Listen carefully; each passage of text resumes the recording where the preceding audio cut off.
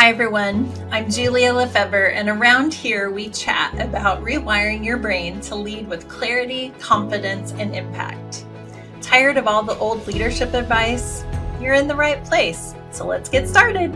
Hi everyone, my name is Julia LeFevre, and around here we chat about leading with clarity, making neuroscience practical, celebrating whole person transformation, and revealing the secrets to resilient leadership.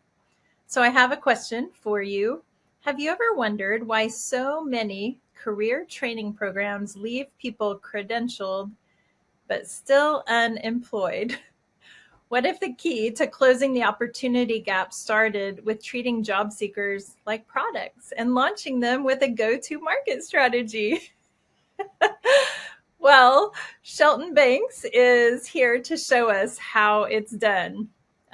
He's thinking right now, did you just lift all of this from what I've been talking about? And I would say, yes, absolutely. I love it. I'm like, oh, this is my language. Like this is I'm like, this is Uh, my well, I love Shelton, this show already. yes, welcome to Thank you. Wired to Lead. I'm excited for you to share your passion and your insights into um, just this whole issue. And I didn't even get to the point where I got to tell our audience that you have placed hundreds, trained thousands, and have even given a TED Talk at Wrigley Field. So, nothing else left to add. Welcome to the show. Oh, it's amazing to be here. What an intro. I mean, that was just like you just rolled out the red carpet on me. That was awesome. Well, tell us a little bit about who Shelton Banks is. How Uh, did you get from there to here, and what all did that include? Oh man, what a journey. Such a loaded question, but I guess to give you the short of it. So I'm a Chicagoan through and through, born and raised on the south side of Chicago in a low income neighborhood called Roseland. And traditional statistical upbringing, I should say, right? So I Mm, was probably like the ideal candidate for how most nonprofits kind of run their business of helping what they like to call underprivileged, underserved communities. Like that was me. Right, you could have put a sticker on my forehead that said underprivileged, right? And so you know from being a high school dropout, no college degree, you hit kind of like the age of you got to have something. You got family that is kind of relying on you. And so starting to work for me was more or less like out of necessity. Like I had a mm. mom that was sick, and so it was like I got to find something to do. And my first job, I feel like I don't get to say this as often, but my first job, you familiar with Cutco? You heard of Cutco The knives? knives. I Listen, I sold was caught cutting. Cutco. Come I on, man. only sold two to my grandma. Did were Did you you did a you cut a penny? distributor? Were you a knife salesman? I was a knife salesman. That was my first sales job. Just because, at the time, and I'm gonna date myself, but Craigslist was probably like the place where you go look for jobs, and it was like find me a job, no college degree, high school experience, and that was my first job. And I mean, it like every job, it teaches you what you either like or don't like. Love the people, hated cutting pennies for a living. And so, use that though to kind of catapult my way into the banking industry. A couple years in the banking industry, and I went from a part-time teller to a VP at a major bank, no degree, kind of like just fly on the wall. And then fast forward, I got into the tech industry. And so from the tech industry, you know, made way more money in the tech industry than I did selling knives, 100%. And actually, I made more money than I did in the banking industry as a VP. And it got my friends' attention, right? So, getting in banking, they were like, all right, man, I don't know how you did it.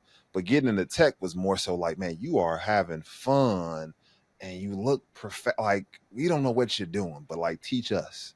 Mm, And I tried and it didn't work, and that's what kind of prompted this whole rework training thing of like, all right, how do I help people that are kind of like remind me of myself, and that are just circumstances, here are the cards you're dealt, and you're like, man, how do I navigate from this? And like the options that exist didn't work for me. And so how do you find that space? I need somebody to help me. And so now I'm that person trying to help others like me when I first got my start. But yeah, that's me in a nutshell. On top of like now I'm a girl dad and all the other fun stuff that comes with growing up. But yeah, that's my story. Wow. From cutting pennies to now helping people. It's kind of come full circle now, going back to where you came from and helping others to have a similar experience of stepping up and out. Yep, 100%, 100%. Wow. So you said that when you first started trying to help, it didn't work. So what were you trying? What didn't work? Yeah, so I mean, I think again, I date myself, but it's kind of still the same thing of like this, people have this one size fits all kind of mentality when it comes to success. And so I think from a familial standpoint, my family was big on like go get your education. Is kind of like what they always say, like, when you gonna go back and get your education? And it was like that's not a real, like what does that mean? Right? You're like, go get your education. Is like there's a lot of different degrees in college, and so just to tell somebody like go get, it didn't resonate well with me. And then from like the, for those that don't go to college, plenty of like program certifications that you can get. And at the time, it was a few that were like, hey, come through our year-long program and we're going to teach you to be a professional. But what that looked like was more of a like, hey, you got to go to the thrift store, buy a suit that's not going to fit you, and you got to kind of show up and kind of code switch in my situation, right? Where it's like, all right, you got to act like this person. Yeah. And it was like, man, this can't be right. This can't be right. Yeah. And it's almost like to succeed in that system, you have to all become the same person, right? And the same model and the same. And you're right. The one size fits all, it just doesn't work for humanity. Nope, And what a not at all. disservice we're we're engaging in when we ask people to all be the same, because what we're doing is eliminating this entire gift set, everything that each individual brings to a team. If you're saying, well, we don't want that, you're just hurting the team and the organization. 100%, and you're limiting the ability to make money. Honestly, I mean, so I'm a sales guy through and through, right? And so it's like there's so many audiences that are out there. Like there's a group that resonates with me, just like there's a group that resonates with you, right? And so if I were to come to try to be you, one, I would do a disservice to you attempting, right? But then now you close off like this whole market that you could be tapping, and Yeah. so that was always my thing. Like I learned it quickly from when I was selling knives at Cutco. Man, my favorite place to go was like retirement homes, and I would just go like chill with the senior citizens and just make them laugh and joke and really wouldn't talk about knives. And by the end of the day, they're like, all right, baby, what you doing here? Like, I buy it. Like, I buy whatever you're selling just because you spent time with me, right? Mhm. When I got in the banking industry, same thing. Like, I would try the whole, when my manager could hear me, I would talk a certain way, and then like as they would walk off, I'd be like, let me keep it real with you, man. Like I don't understand like why you did right. And it was just like that humanizing, being me, attracted people that were willing to, that liked me, and people buy from people they like, right? And that's not only just from a physical product standpoint, but that's also from a interviewing and hiring standpoint. Like people hire people that they like, and hopefully they're qualified, right? But like it's a sales thing. Yeah. I'm so glad you brought that up, because the bottom line in business is we're trying to make money. You're making a living, you're selling, like you said. And if you're not showing up as genuine and authentic to who you are, then it automatically triggers the part in our brains that becomes suspicious, because our brains have an Mhm. uncanny knack at recognizing what's true and what's not true. And I think you said it just there, that, why show up and try and fool people? Just show up and connect. And when you said that, I just wanted to reach through this and give you a big hug, because the thing is that so many people have neglected to understand is that the number one driver of human behavior is relational connection. Yep. It's the biggest question that our brains are asking. And if you can help someone to feel genuinely seen, heard, valued, then you can almost write your ticket. But we don't want to, this isn't a manipulative thing. It has to be genuine. I would imagine when you walked into those retirement homes, you were having a good time making connections. A good time. Like, you don't know how much money I've like lost, but had a good time playing bingo just because it was just like, I'm in the space. And like, and it's crazy because some of those same people, that I met, they followed me like from, they followed me and kind of kept up with me. And like that's what it's about, right? That human connection of like, human connection. It does. I have to brace my or pace myself going to our local farmers market because I don't need anything. And yet I come home with a bag full of lotions and things because I start talking. And Yep. before I know it, there is no way I can say no. Yep. Just like that, right? But I think the challenge is like a lot of people don't know how to be themselves, right? It's kind of like you've been yourself has been like and I don't think you people haven't been, so I feel like I hear it anecdotally all the time, like just be yourself, right? And it's just like I hear you, but like I don't think, just again the way of how people grow up and when we get introduced to being a professional, like I don't think people have know how to connect the dots, right? Of like myself and being a professional and all of the kind of like to call the intersections is like people live on streets versus being on the central intersection of their life, right? It's like who I am on the weekend is completely different from who I am, Monday through Friday, 9 to 5. Who I am as a parent is completely different than who I am, and they don't. The blend is what makes things beautiful and Beauty. exciting, and I just feel like people don't haven't they have a hard time figuring out how to do that, right? And that's what I like to think that like I try to help people do is like figure out how to be there, convince them first that it's okay to be your authentic self. Like let me convince you that like listen, you've been thinking about this all wrong. So let me like reframe how you're thinking about this step one. And if I can sell you on that, then like, now we have this opportunity to get into all these other kind of unlock all these other avenues of how you can show up, make money, live a good life, all of that other fun stuff. That is so interesting. Your first sales job is for each individual to believe in themselves. That's it. That's it. And I only believe in themselves. It's almost like kind of unlearning, helping them unlearn a lot of the just things that they've kind of, and again, I say anecdotal things that a lot of people say that they've picked up along the way, right? I'll give you an example, right? So, Mm. um, so I think of myself, right, as like the business, right? So when Mm. I come in the room, like, and rightly so, because like when we think about each of us is concerned about our own personal brand, right? Just like a Right. business is concerned about their brand, I'm concerned about my brand as my business. And oftentimes people anecdotally give this advice as an interview. They say, hey, when you go to the interview, when you show up, you need to sell yourself, Mm. right? I believe that's fundamentally wrong, right?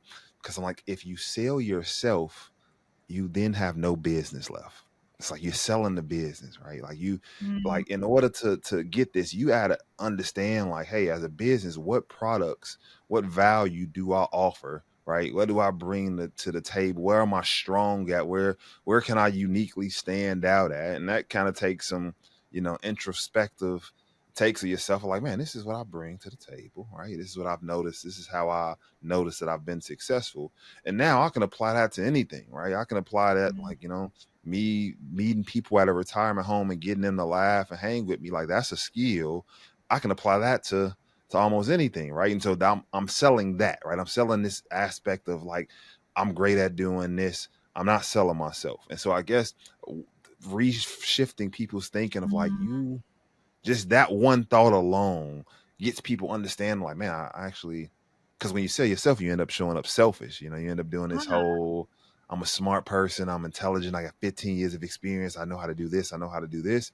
Versus when you think of it from I got to sell a solution to a person, I gotta truly Mhm. understand a problem that they're facing in order to do that. And that's where, you know, we get this shift of thinking at. That's a great shift because essentially it shifts it away from you to them. Yeah, And everybody wants you to care about them. that's So it. brilliant. That's Brilliant. it. So you teach people, help people to be more themselves. How do That's you crazy. do that? That's crazy, right? You think about it. And so, I use the same, like, so, been selling for a long time. And when I got into the tech industry, and honestly, when I got into kind of transition from banking into tech, like the tech industry spends a lot of time and energy on like psychology behind sales, right? It's not, Mhm. how most people perceive sales and even marketing of like, oh, you got to be this, charismatic, extroverted type of person. Like, no, the sales industry, the tech industry spends time and money of understanding like the psychology of like what moves people and how to build relationships. And so I basically have taken like the same process that I use like to get people on the phone and kind of understand like the problems people have in order to sell them the solution I was providing. I basically taken that and done it for people where it's like, hey, you're gonna be the business. You got to figure out what your product is, but I've reverse engineered that so that people can do that for themselves, right? Mm. Is my approach to getting people to again think differently, but selling themselves, right? Selling their value, Yeah. and then believing in themselves. Yeah. It's almost like they're sharing how they can help the other. Not, it's not, again, it's not about selling who they are, it's sharing how they can connect and make another life better. Exactly. And so the thing is, like, we can't help everybody, right? It's like, yeah, I Mhm. can't help Yeah. everybody. And so then when you realize that, and you're less focused on, the forcing it, like Mm. I get the, again, anecdotal folks are like, oh, great salespeople can sell salt to a slug. And it's like, why would you? Like Yeah. they're gonna return it the next day because like they don't need a snail doesn't need salt, right? And it's just like getting out of this aspect of like, listen, this is about how do you do a better job of influencing, connecting, building relationships is what the primary focus is. And if you could just do that as yourself Mhm. first, then like anywhere else you go, you're going to be successful, right? You're going to have a measure of success because now you could just lean on this process that you have versus, the walking in and pretending to be the educated, selling yourself like that. I just I've unsubscribed to that way of thinking. So I'm curious, in the beginning Mhm. of you finding your way, were you ever tempted to try and put on the act yeah, of any of it, or from the beginning have you just been like, no, it's not me? So in the beginning, like yeah, the act. So to the extent, again, I'm a high school dropout without a college degree, and so like the act 100%, like I couldn't show up like that day one, right? They're like, hey, dude, so I had to kind of play under the radar of like not make a lot of noise, but be like just like tease it out, right? Of like, I'm going to be different and I'm going to bring something different to the table. But I'm also going to be reserved enough where you're not scared because you're like, this dude is a PR nightmare. Like, he's going to like come and blow the plate. Like, so, Who 100%, hired right? him? Like, but to that point, right? So I completely understand to that point of sales. Like, if I get in front of whoever's has the ability to hire me, what I'm selling is the ability to like I gotta make this person look good. That is what I'm selling. Right. I am going to make you look good. Like if you just take a chance on me, my first initiative is to so like what does that require? How do I make you look good? What do I need to do to make you look good is my first priority. And again, psychologically speaking, like who wouldn't want that, right? If you're like if I put that to you, like, hey, what do I need to do to make you look good? I'll come work for you. Like it is just now a shift where this person is realizes like, okay. I'm I want this person. Yeah, I'd hire I'll you. take You're hired. I'll take a chance. All right. I'll take a chance. Yeah. And so then, then it becomes and so whenever I would get my foot in the door, it would always be this kind of like, you're going to tell me what to do. But I ain't trying to work 40 hours a week. Nobody's trying to work 40 hours a week for real. And so then it just became like, how do I do this faster? How do I innovate on what they've asked me to do? Mm-hmm. So either I can make more money or do it in less time. And if I do it in less time, in theory, I'm making more money, right? Sure. If you pay me $30,000 a year for a job that you thought took 40 hours a week and I do it in 5, then in theory, right? And Winning. so, Yeah. yeah, I'm winning, right? And so, Mm-hmm. my thing is always, and so that requires me to like bet on myself, right? Of like, all right, this is the way somebody designed this thing, and I'm not gonna again just take out all the nuts and the bolts, but how do I now do this as if I was me? Mm-hmm. How do I put myself into this versus, you know, putting on this mask of whatever. And it really is just like, all right, the principle of whatever somebody was trying to drive home. How do I understand that so that I can be me in doing it? I love that. So you said earlier that your family was, their kind of go-to or their hope for you was that you would go get your education, right? And you you have this, for those of you who are only listening and not watching, you need to know that every time I say something like that, Shelton's eyes just automatically do a major like rollback into his head. Oh, And there's just kind of this visceral response. And yet, I would say you have gotten your education. And so yes. I would love for you to share more about how have you gotten the education that you needed? Yeah. Oh, so listen, when I first started doing this work, so imposter syndrome is a thing, right? And I feel like for Yeah. everybody to some extent.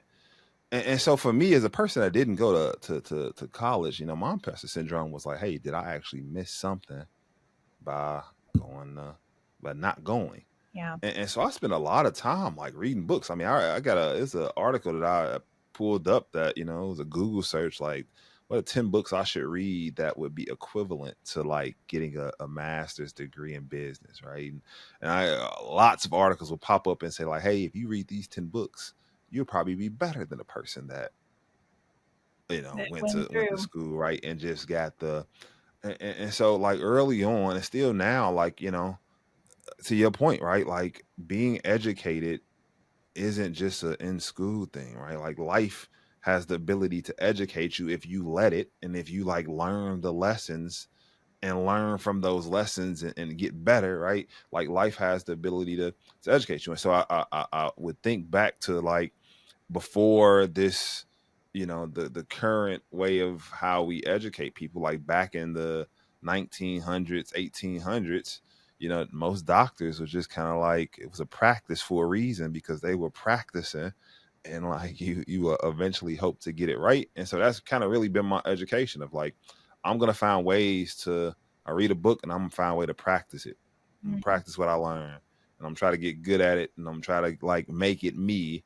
And I spent a lot of time doing that. I still do, right? Like I still do spend a lot of time doing that and that to me is education, right? That to me is better than, especially when I think about like all of the folks that I've helped, that some with masters and doctor's degrees that have come through rework. And I always ask like, man, what did you learn? And it's always like this. I mean, I learned how to do this, but it's like, oh, you learned that.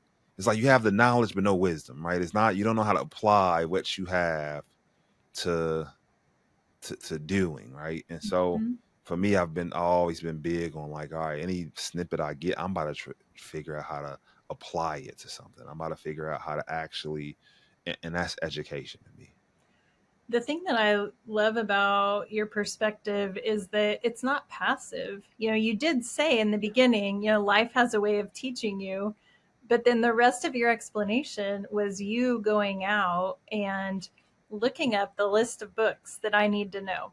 It was very proactive. It was very engaged, and I imagine. And then the other piece is that you didn't just read the books and get the intellectual knowledge, then you're going to put it to practice and you're going to see, how does this really flesh out, and how does it work, and how does it not work, and how can I make it work with the people that I'm working with. 100%. And in that process, I've learned how I learn, right? Mhm. So it's just like those books. Like I am not the guy that like pick up the book and just read it from like no. It was I'm gonna put this on 1.25 speed because my attention span is short. I'm gonna listen to it while I'll read it, and I'm gonna do this kind of got the guy that wrote the book Atomic Habits. Yeah. Mm-hmm. All right. 1% better every day is how his Yep. notion was. And it's like, okay, well, 1% better a day. What's 1% of my day? That's 15 minutes is 1% of my day. Mm. I'm like, okay, well, I can if 1% is what they're doing, I'm gonna do 3%, which is 45 minutes of my day. I'm gonna be really intentional so that I can grow at 3% a day.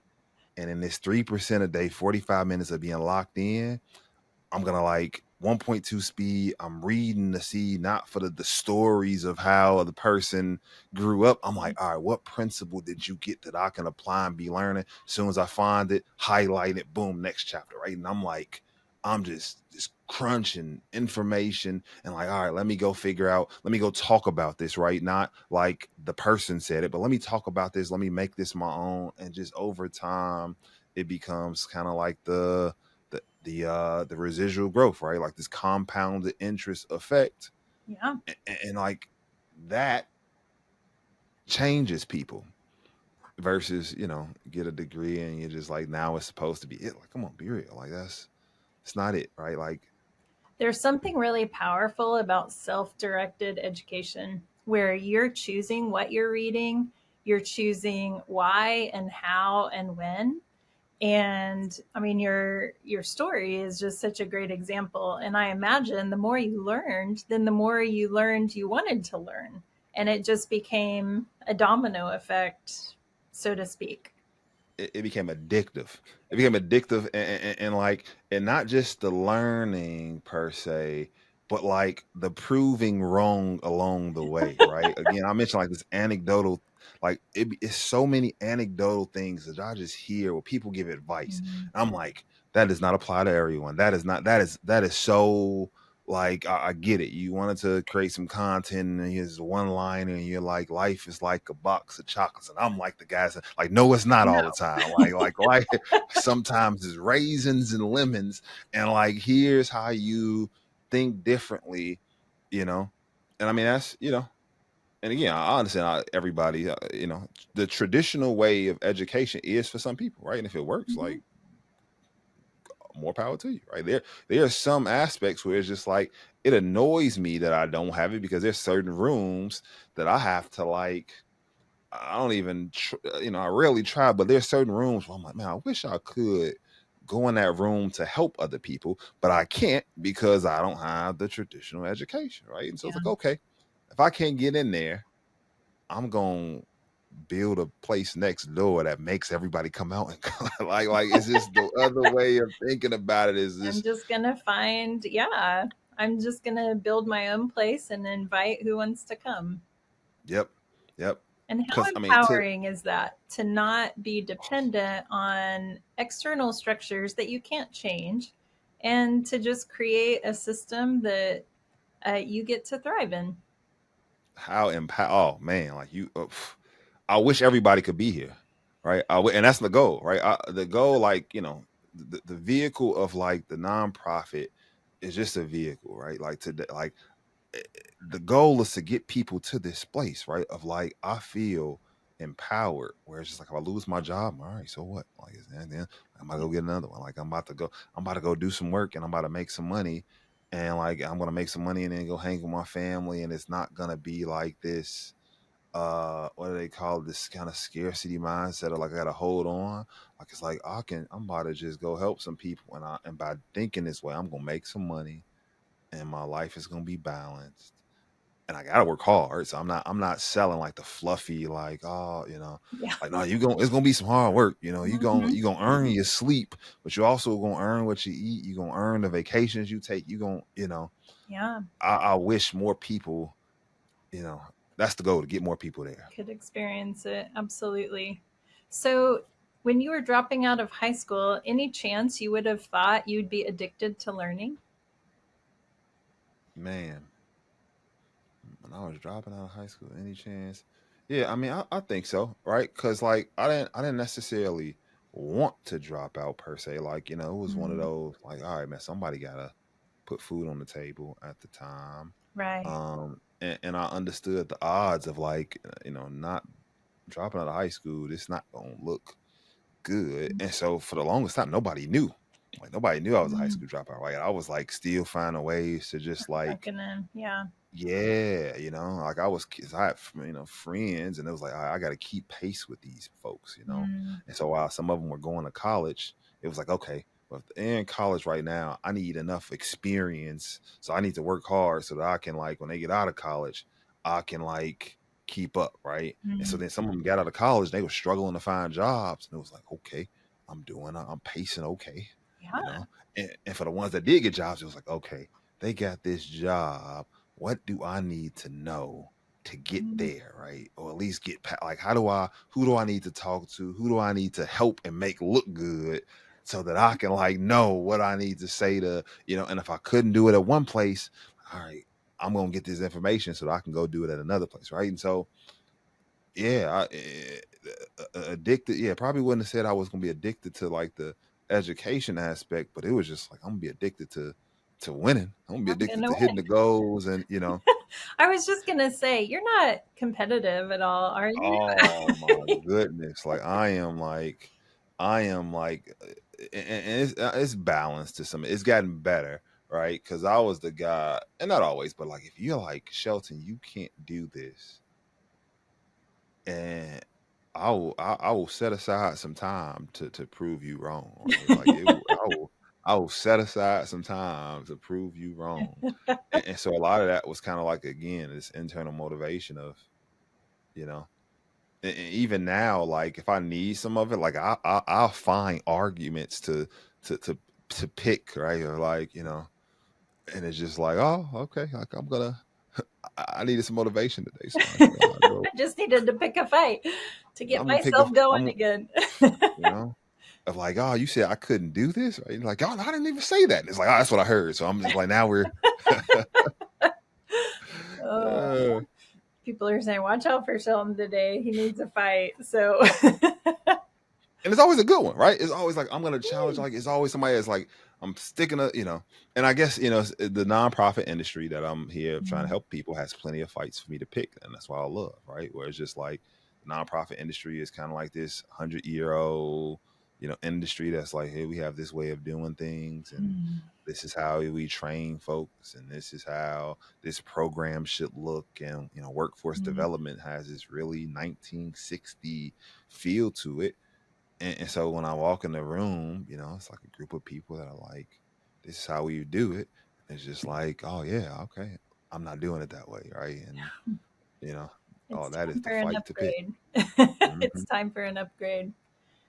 So, tell us a little bit about what it's like to run a nonprofit and what the biggest challenges are. And maybe that's it, just kind of pushing up against age old, this is the way we've always done it. Yeah, yeah, that is exactly right. I mean, I think you know, and again, I've had a background like in the tech industry and like kind of this innovative space, and they speak a certain language. And when I came to the nonprofit space, and even still today, we don't speak the same language, and so a lot of it is in order to get support, and it's crazy to me because it's like I want to help people and I'm good at it, Yeah. but like it's a competitive space because there are plenty of other nonprofits that are like we need funding to help people, and it's just my notion is like you're not really if I was to use the same metrics that tech companies use to measure success on nonprofits, sometimes it's just like you ain't helping people. You aren't. Like you just you doing this kind of like you're moving people, right? You're like, all right, let's move a person from this certificate program to this program and this program to this program, and then eventually, they'll feel good, but they'll age out, and then they go right back to statistically where I would have ended up is just in a broken system, right? And so Sure. trying to, and so then like, okay, well, who are you? I'm the new guy, and it's like, well, who are you? You're the high school dropout with no college degree, and you're saying that you want to do what? And it's just like, yep, Uh-huh. like, and so that has been, uh, you know, yeah, it's been like pulling teeth, right? And it's been learning how to. It's a different sales tactic, right? That I'm Mm. starting to appreciate, and it's been slow, right? It's been slow, and I am not. I am, not the. I'm like, hey, let's go. Speed I'm like, things up. let's get this show moving. And so it's been slow, and that's probably been the biggest challenge, right? The slow, the tempo of like, wanting to help more people and scale an organization. And the other piece I think is just like scaling, right? Of like, all right, how do you delegate, a lot, and I have, right? I've done a great job of like kind of sharing knowledge and helping other people to empower people so that we can continue to Mhm. grow. But that it's almost like how do you a person that has a vision, depending on how far reaching that vision is, it's like, how do you then walk people back to where they are and help them see how you get there?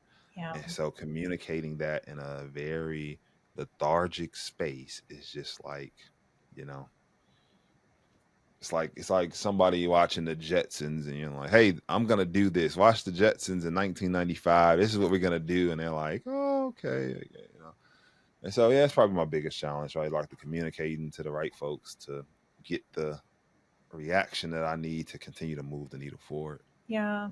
And I imagine, circling back to where this all started, just being able to connect with people in a way that opens those conversations. And Hmm. that does just take time. I mean, you're not looking to sell $100 knife. You're looking to, to raise funds that can really make a huge impact. And man, those sales cycles are just a lot longer. A lot longer, right? And then psychologically speaking, it's just like, all right, the folks that are like writing those checks and decision makers that are in those sales cycles, like I get it, like they've seen pitched plenty of times, possibly, right? Sure. And so for them, it's just like, oh, we gonna the safety part of it, right? Mm, For folks that are running programs, it's like the unknown of like, we know we need to innovate, but like we need to see this long enough to like make it feel safe. And then for the folks that are like used to going to those programs, again, it's just like the traditional approach of like, well, I didn't go to college, and so this institution is saying I need to be educated. mm. So, you know, Yeah. I was talking to a friend, acquaintance over the. I know you like I friend. know it's like acquaintance, and they were just sharing how they don't have a degree and they just feel stuck. And I just thought, in today's world, that cannot be true. And yet, so many people have bought into that frame of mind that they don't even know how to take initiative the ways that you were able to and find a path. And so, what would your advice be to those types of individuals who are kind of struggling to figure out what do I do first? Yeah, I mean, you gotta play the game a little bit differently, right? So if you don't have a degree, so I think we're so used to seeing like the path of what the potential path to success could look like Mm, for a person with a degree. And it's not guaranteed because plenty of people with degrees are stuck, mhm, right? But we've been sold that for so long. And so if you're a person that doesn't have a college degree and you're on that same path, like yeah, it's a crowded path, mhm, you know. And so then like how do you create your own path? Like what does that look like? And a lot of it is it's there it's public knowledge, a lot, all of it is public knowledge, right? Of like, you know, and so creating that path, right? And if that looks like what that looked like for me was, all right, here's where I am.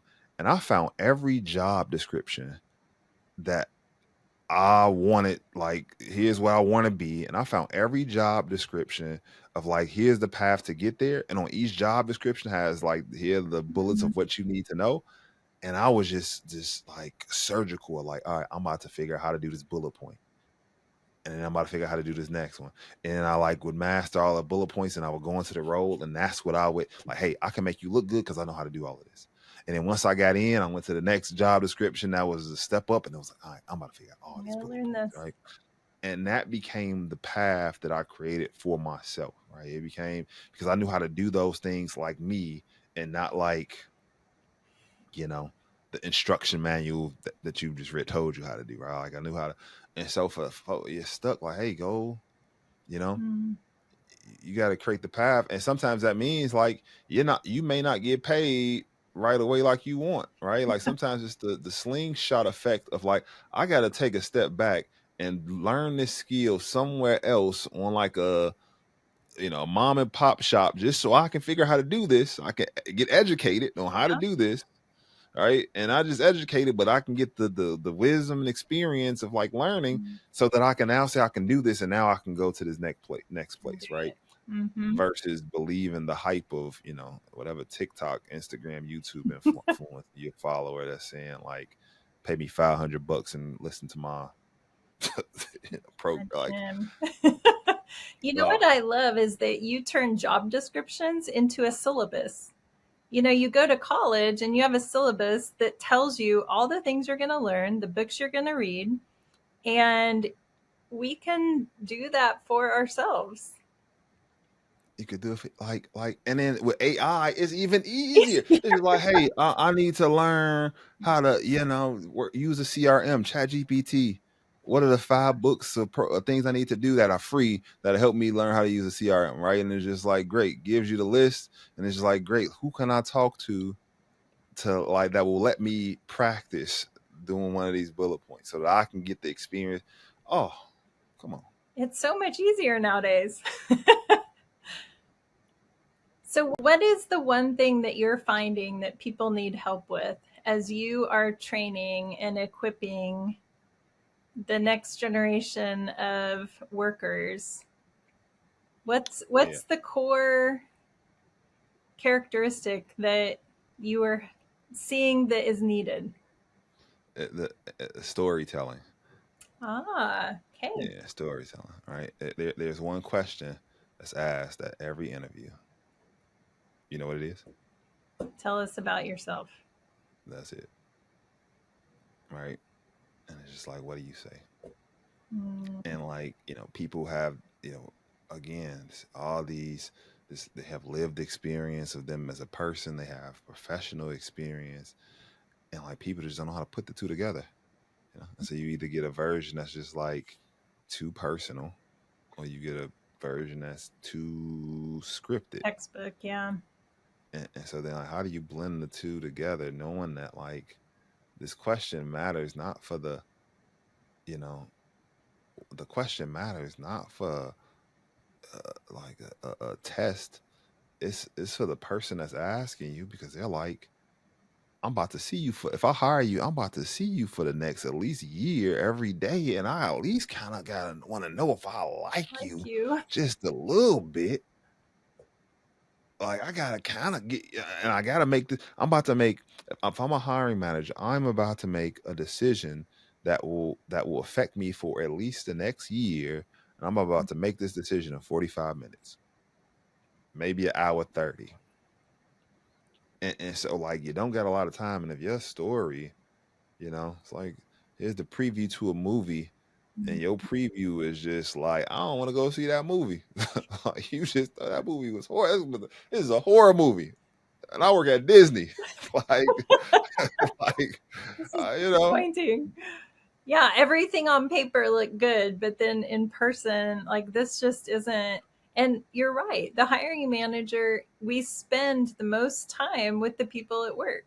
And if we can't tell our story, storytelling is one of the central ways we can create personal connection. which is what Yep. you started with. It's you need to create connections. And so I love the tie to that. Here's how. Learn how to tell your story with kindness. And I imagine being able to tell your story in a way that connects to how you can then include them in your story, because then that makes it not just all about you. Yeah. Yeah. All right. And it's plenty of form. It's a and so here again, here's process, right? So like so then we said it, right? So I don't want to be anecdotal, right? So I would give a tidbit, right? So I say, oh, storytelling. You need to get better at storytelling. Now, what does that look like? It's plenty of knowledge. So like small, if you want to Pixar story spine, right? Like the way Pixar tells stories, it's the same every time. They have a process, right? They're like once upon a time, here's the status quo, and then here's how life was, and then until one day this happens, and because this happens, now I'm here, and because of that, and now every day after this, like here's how I want to live my life, right? Like this is literally, you can Google story spine by Pixar and you will get a formula. There are plenty of formulas, and now if you take that story spine and apply it to an interview, like at least you're one step closer to just making this connection of like, you know, The deeper connection, those that's it. connections that matter. You know, our That's it. brains, again, the smartest part of our brain is up here, but it works from the bottom up. And after our brain is satisfied that our life isn't in danger, then the next part is saying, but am I connected? Are my relationships in danger? And once you have that question answered, then you get to the smart part. But so if we can go in aiming, I mean, you're not going to be threatening their life, but your interviewing viewer is asking, if I bring this person in, will our culture be safe? Will our connections be safe? And so being able to tell the story, to show up as you are, is going to answer those questions for them so that then they can get to the smarter part of their brain instead of just the feeling part. It's just science. It's just science. I love that. Love that. Right. Oh my goodness. Right. Yes. And so now oh yes. Mind blown. Yeah. It Yeah. just is. So you have stumbled upon something that so many places are still struggling to understand, that it's the experiences interpersonally that are going to speak so much more than anything else. You see, this is why me like me and you need to hang out, right? Because you just like it's like yes, Yes. yes. And while like in the traditional way of doing things, and like clearly seeing like it's not gonna work, Yeah. right? It's not gonna work, and it's only gonna work for so much longer, right? Because people like me are like, hey man, you know, I'm pushing. Once we get people to the smart part of their brains, now it's just a matter of time before it just becomes like this stampede effect of more people wanting that, right? Of Yeah. like, man, I can get, and so yeah, that's what drives me. Oh man, Well, I am so grateful to have you on the show. And yes, we definitely need to do this again. We need to hang out and share ideas some more, 100%, a because hundred. it's just so encouraging to see other people who are kind of in a similar lane where it's like, you know what, things really aren't working out that great right now. And let's find a different way to do things. And in my world, that means let's find ways for people to connect to one another in ways that build instead of break down. So thank Yep. you for being on the show and for sharing all of your story. No, man, no, thank you. I always like to say there's plenty of people you're walking with same direction, different sidewalks, and so thanks for inviting me to your sidewalk. Absolutely. All right. Well, everyone, we'll see you next time.